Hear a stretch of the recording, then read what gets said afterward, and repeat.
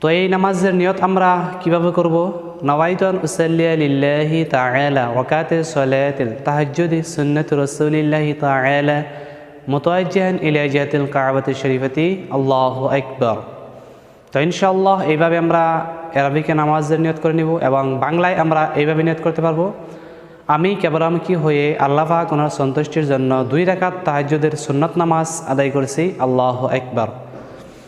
তো ইনশাআল্লাহ এইভাবে নামাজের নিয়ত করে নেবেন, তাহলে আমরা এই নামাজ আমরা খুব ভালোভাবে আদায় করব এবং এই নামাজ শেষে আমরা কি করব? খুব ভালো করে মহান আল্লাহ রাব্বুল আলামিনের কাছে আমরা দোয়া করব, আমাদের মনের কথা বলবো, আমাদের মনে যত আশা আকাঙ্ক্ষা আছে আমরা বলবো ইনশাআল্লাহ। নিশ্চয় আল্লাহ আমাদের এই নামাজ শেষে আমাদের দোয়াকে কবুল করবে।